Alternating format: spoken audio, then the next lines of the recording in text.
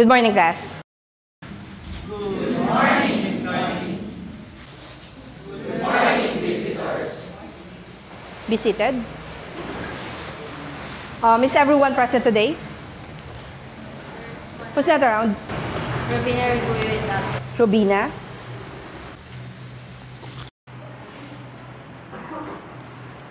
Okay. Looked at my Twitter account and I found this one. This is one tweet that I found very interesting. Could you please read, Ramirez? What if it ends? What if it does? It will still be okay. You will still keep on living and moving forward with your life. All you can do is love. All you can do is love them where they are, even when they choose to move on without you. I am Lord. Okay. What do you think is the message here? Yes, Aaron. I think it says that we cannot force other person to stay with us, but we need to let them go and move on and accept the thought that there is no that they have their own lives and you have your own life, and you need to live your life so that you will not hurt yourself and you can accept all of the things that happen around. So it's about moving on. Okay, there's another one here, a shorter one. Could you please read? And I finally understood I had to love myself so no one would ever dare to love me half-hearted. Not again. F. Is this the same as the first one that we had? Do they mean the same thing?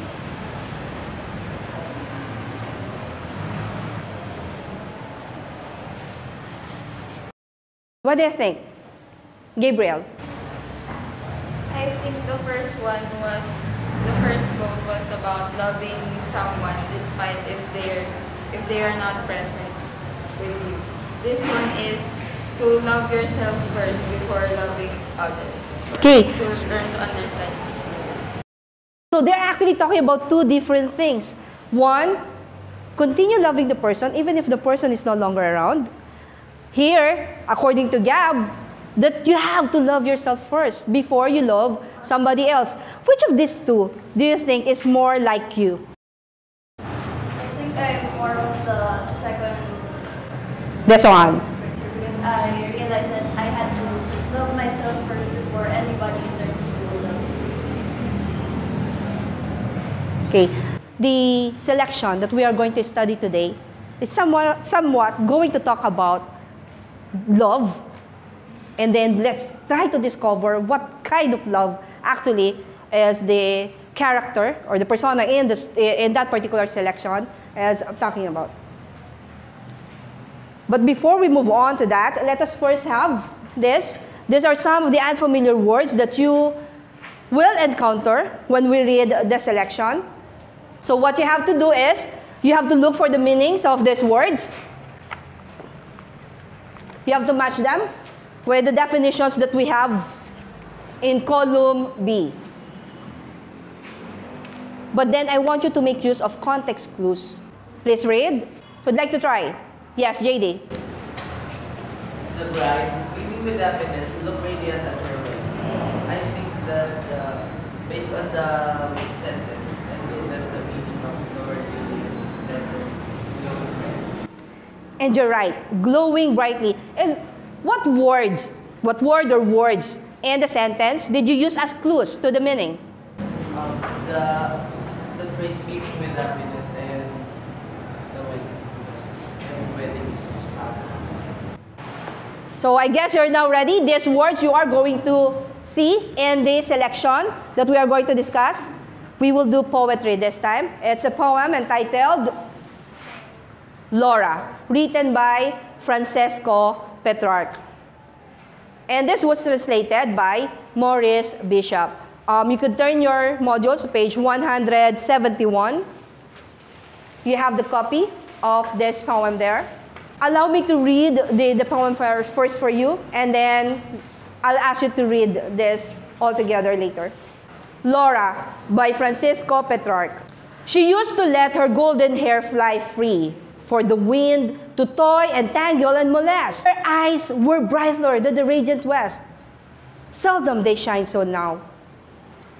I used to see pity look out of those deep eyes on me. It was false pity, you would now protest. I had love's tinder heaped within my breast. What wonder that the flame burned furiously? She did not walk in any mortal way, but with angelic progress. When she spoke, unearthly voices sang in unison. She seemed divine among dreary folk of earth. You say she's not so today? Well, though the bow's unbent, the wound bleeds on. It's your turn this time. All together, let's start with the title and the author. 1, 2, 3, go. Flora, by Francesco Petrarch. Well, though the bows unbent, the wound bleeds on. Who is the one being talked about here? Yes, KZ. It was about Laura, who is... Although the title says it's Laura, but then what made you think that it's really talking about Laura? Because the author started describing someone that is very beautiful and that he likes very much. Unearthly voices sang in unison. What figure of speech is that? What is it? There is an exaggeration. Very good. If there is an exaggeration, then what figure of speech is that? And that is hyperbole. Now, given all these descriptions, what do you think now is the relationship of the persona to Laura? How are they related? What do you think? Goj, what do you think? How is the persona related then? The one speaking in the poem, the speaker, how is he related to Laura? The persona in the poem is admiring Laura. Yes, you think there is, you're right, there is this admiration. But then is it just admiration? Yes, Raya. I think for me, the person thinks that he really loves her. So you think it's more than just admiration. It could be love. I heard something, obsession. Was there really obsession here? What made you think that way, Chanko? Because I think he cannot forget Laura, even though that Laura aged. Because it says there that when he... Okay, so there's another idea that he is suggesting. Chanko is suggesting that?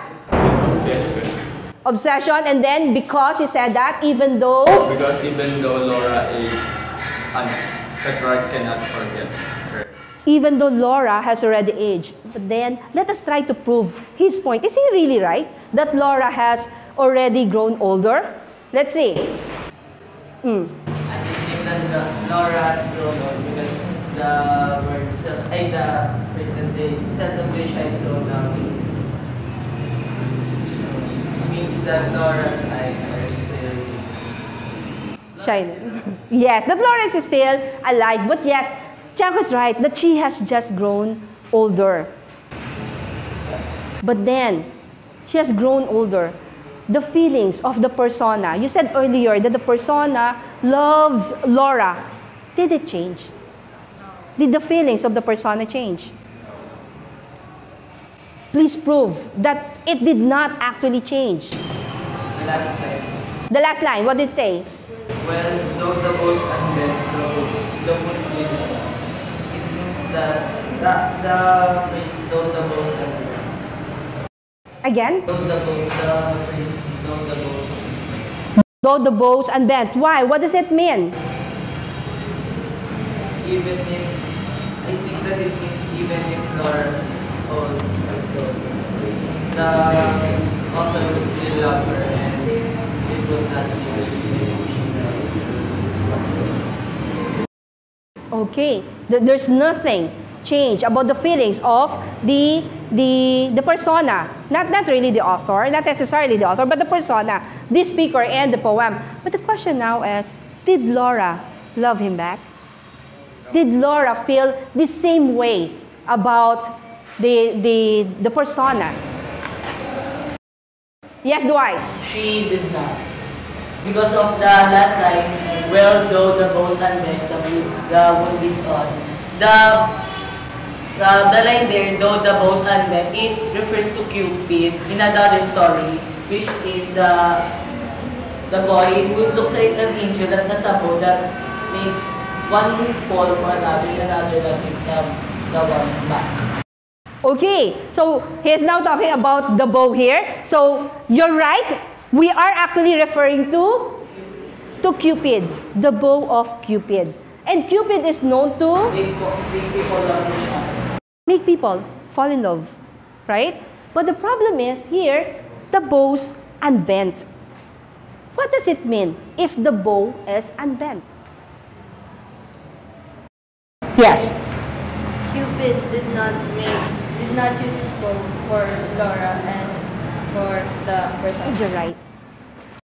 Cupid was not able to make use of the bow, which means that we can then conclude that. What do you think?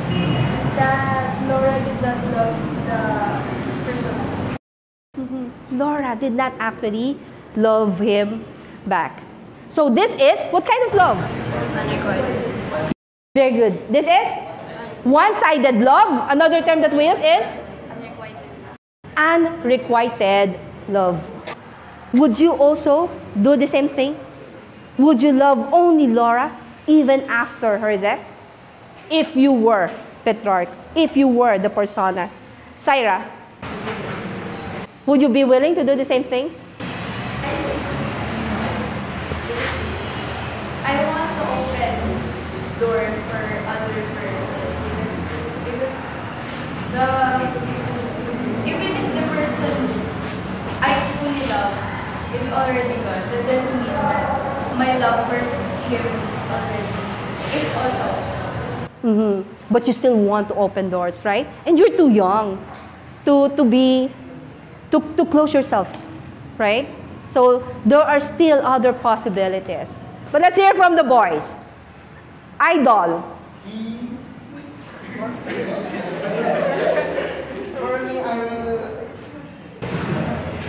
I will do just like what Petrarch did because for me, I think that in the terms of love is just a stage, and if you truly love a person, no death, no time, no distance can take it away from you. The romantic idol that we have here. Okay, let us try to know more. Very good, because let's try to know more about the life of Petrarch. Who really is Petrarch? Get enough for your row and then pass. Get enough for your row and then pass.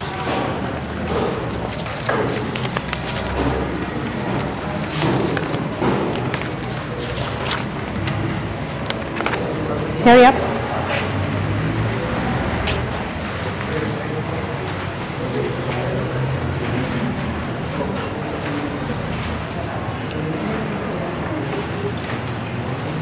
Okay, I have here a word web. Let us try to know more about the life of Petrarch. All you have to do now is to note the important details that you have read in his life story, and then you write them here on the board. Let's just have words or phrases here.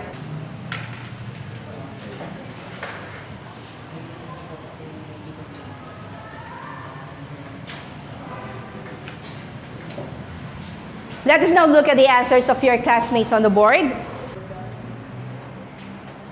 Okay, let's start first with grew up in Carpentras. Gab. Francisco Petrarch grew up in Carpentas, a small town near Avignon in Italy. In Italy. This term, father of Renaissance humanism. Who wrote this? Go, Arid. As he was famous at the world of literature, he was also known for his works, Miss Laura. It was the time during the Renaissance period. What do you know about Renaissance period? Try to recall now your history lesson. This happened after what period? After the medieval period. And medieval period is known as the Dark Ages. Then after the Dark Ages came the Renaissance. What do we mean by Renaissance? Yes, Erin. Enlightenment and moving back to the classical world before the medieval ages. So you see, he lived in that particular time. And during that time, what really flourished was literature, science, arts. So you have a lot of that during the Renaissance period. Okay, now I will be grouping you according to your inclination. Let us use the same groupings that we had last time. We have 4 groups. The group of actors, the group of singers, the group of writers, and then lastly, the group of illustrators. So all groups, you will be first doing the theme of the story. We have been talking about the unrequited love, the one-sided love. So what you are going to do now is to come up with a theme for that particular topic. You write them on bond paper, but I'll be giving you folders. You just write them here. Just make them bigger so at least they can easily be read. Use your creativity and imagination to present the theme you arrived at through your talent. And then you will be given 10 minutes to do the task. So I will still be giving you other tasks. For actors, Abigail, please read. Present monologues of the persona and the honesty that would stress the theme of the poem. So here's your task card. Writers, yes, please read. Let's have the singers. Singers, please read. Macy. Present a medley of songs that would show the kind of love the persona has for the addressee, highlighting the theme of the poem. Here's your task card. Illustrators. Illustrators. Yes, Lawrence, please read.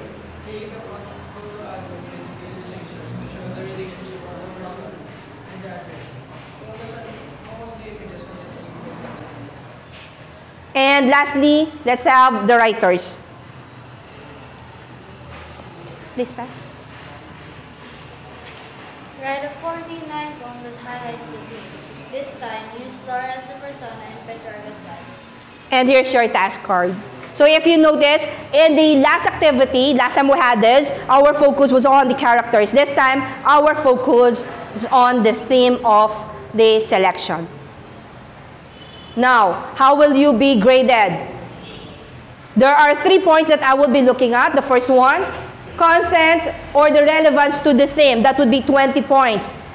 The theme should be clearly illustrated. There are no deviations made that would lead to misinterpretation of the text that we discussed. And then performance, 20 points. The performance or the output. You should show your creativity and resourcefulness. Your delivery must have impact to the audience. And then lastly, 10 points for the collaboration. You must show teamwork and cooperation. Tasks should be well distributed to all the members of the group. You will be given 10 minutes for this. So please be mindful of the time. Actors, you work on this group. Then here in this group, let's have the writers. And then the illustrators there on that, and then the singers, you work on that side.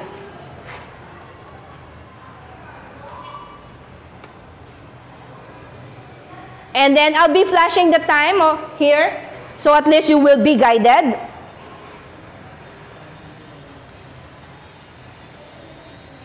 Again, you have 10 minutes to do the activity. Go to your respective groups now. Timer starts now.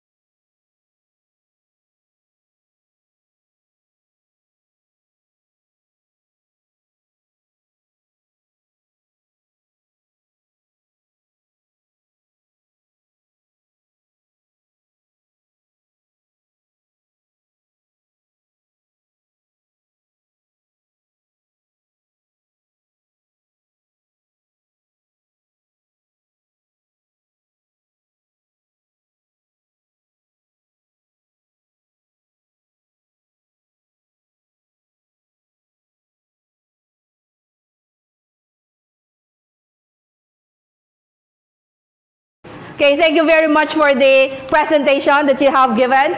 And let's give a round of applause to everyone. You did a good job. Your grade, 2018-9. Total?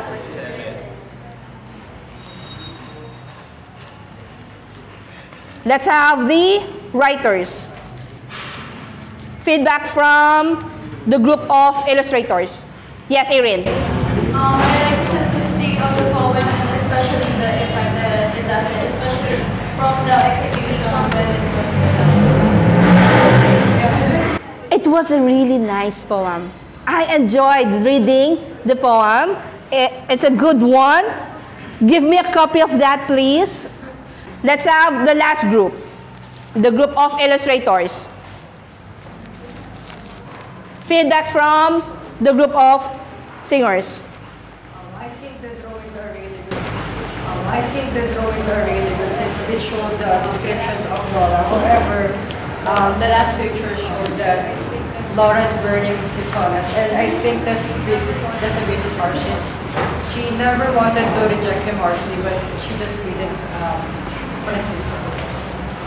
Yes. Why did you do it like Laura is burning the poems written by Petrarch? Interpreted it as more on the rejection side and how it feels to be rejected by someone that you've been obsessed with for a really long time. But through the rejection and how it can be felt by Petrarch. So it's on the perspective of Petrarch. That maybe that's how Petrarch says it. Okay. But then, if you will notice, if you remember, we said that Petrarch actually continued to love Laura, right?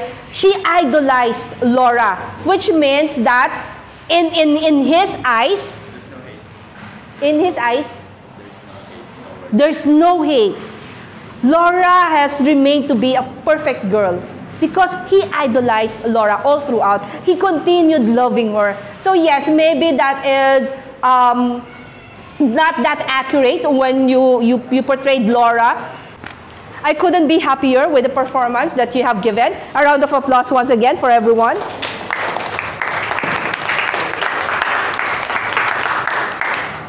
For your assignment, please take note of this one. What is a Petrarchan or Italian sonnet?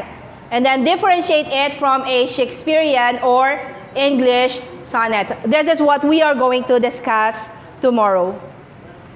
That would be all for today. Goodbye.